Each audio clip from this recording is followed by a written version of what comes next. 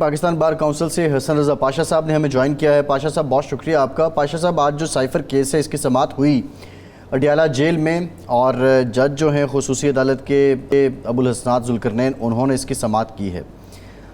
जब आज चालान पेश किया गया, चालान दिया गया, तो जो चेयरमैन PTI हैं उन्होंने चालान को देखा तो ज़रूर, लेकिन चालान जो रिसीविंग के दस्तखत हैं वो उन्होंने नहीं किए और उनके वकला का ये कहना था कि इस चालान को हम अपर कोर्ट में चैलेंज करेंगे।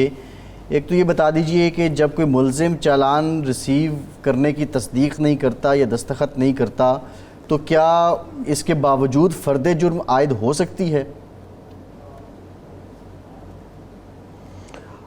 जी बिल्कुल। एक कोर्ट में जब चालान आता है तो कानून के मुताबिक अदालत ने चालान की कॉपीज़ अलॉन्ग विद एविडेंस वो मुल्ज़म को देनी होती है और मुल्ज़म जब वसूल करता है तो उस पे सिग्नेचर्स जो है वो करता है वसूली के। अगर वो ले लें तब भी वो चैलेंज कर सकते हैं, अगर ना लें तब भी वो चैलेंज कर सकते हैं। तो ये कोई नहीं है, इनको इस चीज़ का बेनिफिट नहीं मिलेगा कि हमने चूँकि रिसीव नहीं किया और हम इसको चैलेंज कर रहे हैं। ये प्रिज्यूम किया जाएगा कि उन्होंने रिसीव कर लिया।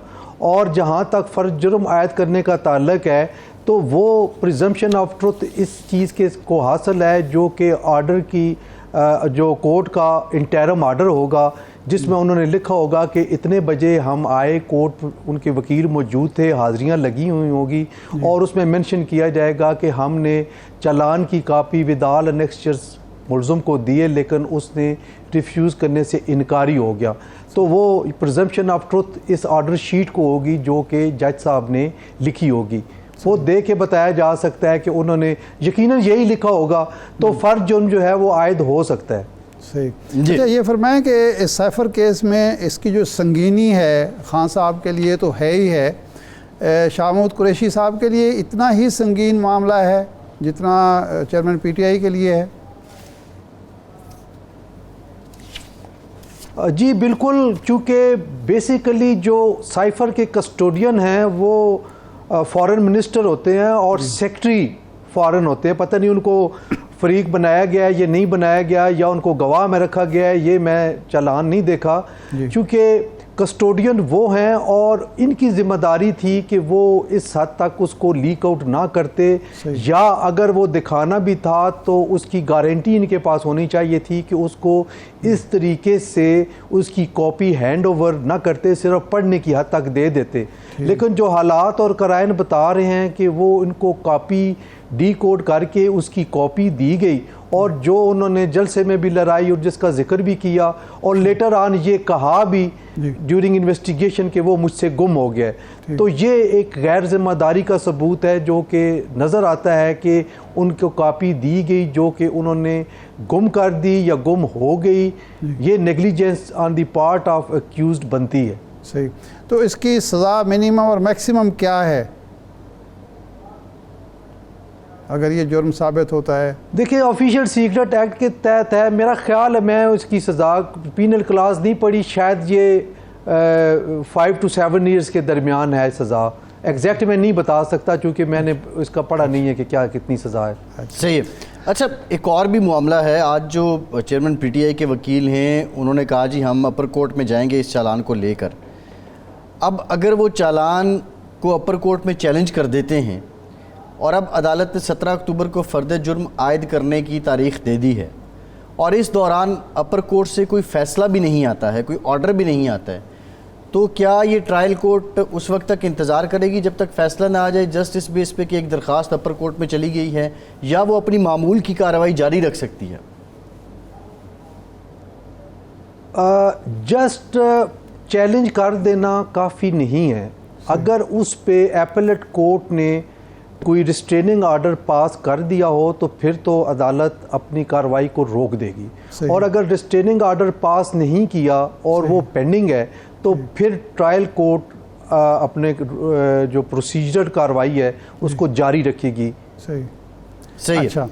अच्छा, ये फरमाएं कि एक और इशू की तरफ मेरे ख्याल आगे बढ़ते हैं कि मियां नवाज शरीफ साहब की अब आमद है, 21 तारीख है और कहा यह जा रहा है कि पहले वो एक अबूरी या हिफाजती ज़मानत हासिल करेंगे, फिर जलसे में जाएंगे और उसके बाद फिर अदालत के सामने सरेंडर करेंगे, पेश होंगे। कानूनी पोजीशन क्या है? क्या उनको अबूरी या हिफाजती ज़मानत मिल सकती है, या पहले उनको अदालत के सामने सरेंडर करना पड़ेगा, गिरफ़्तारी देनी पड़ेगी और फिर उसके बाद बाकी प्रोसेस होगा?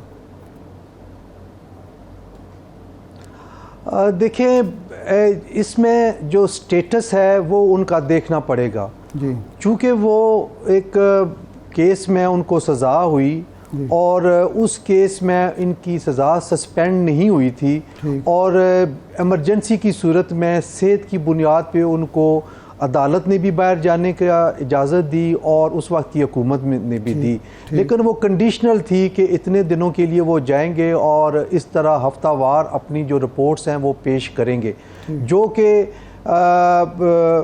मैं समझता हूँ कि अब जब उन्होंने वापस आना है तो firstly he has to surrender before the court of law. जब तक वो सरेंडर नहीं करेंगे उनकी एब्सेंशिया में उनको प्रोटेक्टिव बेल नहीं मिल सकती। लेकिन ये मुल्क और ये हालात आपको पता है मुझसे रूनुमा होते रहते हैं। फर्स्ट इंस्टेंस केस है, इससे पहले किसी सज़ा याफ्ता शख्सियत को बाहर जाने की इजाज़त नहीं दी गई थी मुल्क से बाहर, तो ये इस तरह ना वो इस तरीके से वो आए और ना ही उनको प्रोटेक्टिव बेल लेनी पड़ी। लेकिन प्रोटेक्टिव बेल ये याद रहे कि सिर्फ उस सूरत में मिल सकती है अगर केस अंडर ट्रायल हो, एविडेंस की स्टेज पे हो और सज़ा का फैसला ना हुआ हो, तो फिर वो प्रोटेक्टिव बेल सीख कर सकते हैं। अदरवाइज़ जब सज़ा हो गई है तो फिर मामला वहीं से शुरू होगा जहाँ से ख़त्म हुआ था। अभी जो लाहौर हाई कोर्ट में उनकी मेडिकल रिपोर्ट जमा हुई है उसके मुताबिक वो हार्ट पेशेंट हैं, उसके मुताबिक वो कोरोना की वजह से भी कुछ मुतासर हुए थे, फिर उनका जो प्लेटलेट्स का मामला है वो भी मौजूद है। तो क्या ये भी बुनियाद बन सकती है प्रोटेक्टिव बेल की कि चूँकि वो उनकी सेहत ठीक नहीं है तो बजाय जेल भेजेंगे तो मज़ीद ख़राब हो सकती है, ये बुनियाद बन सकती है? देखिए, जो लाहौर हाई कोर्ट में केस था उसमें तो आई थिंक इनकी सस्पेंशन हुई थी सज़ा की। मैं उन केसेस की बात कर रहा हूँ जो कि इस्लामाबाद हाई कोर्ट में पेंडिंग है, अल अजीज़िया वाला केस जिसमें उनको सज़ा हुई थी। तो उसमें प्रोटेक्टिव बेल मेरा ख्याल है कि नहीं मिल सकती। बहरहाल वो इस एनालॉजी को लेके चल रही है मुस्लिम लीग नून के, जिस तरह डार साहब को प्रोटेक्टिव बेल मिल गई थी तो इस तरीके से, लेकिन उनका और डार साहब का केस थोड़ा सा डिफरेंट है जी। डार साहब का केस इस एनालॉजी के तहत नहीं आ सकता जो कि मियां नवाज शरीफ साहब का है। सही। ब्रेक के बाद दोबारा हाजिर होते हैं।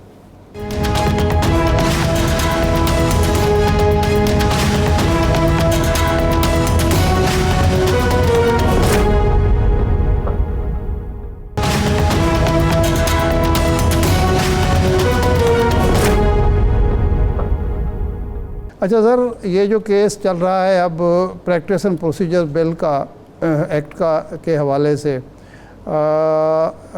अब नुक्ता नज़र तो सबका सामने आ चुका है, आपकी तरफ से भी और सुप्रीम कोर्ट बार की तरफ से भी, बाकी जो इंडिविजुअल्स थे उनकी तरफ से भी। तो क्या देख रहे हैं कि मामलात किस तरफ जा रहे हैं? क्या पार्लियामेंट की सुप्रीमेसी जो है वो एग्जिस्ट करेगी, या अदालत की जो एक आज़ादी और मामला है, अदालत की मुकन्ना से अलहदगी का मामला है, उसको अहमियत दी जाएगी?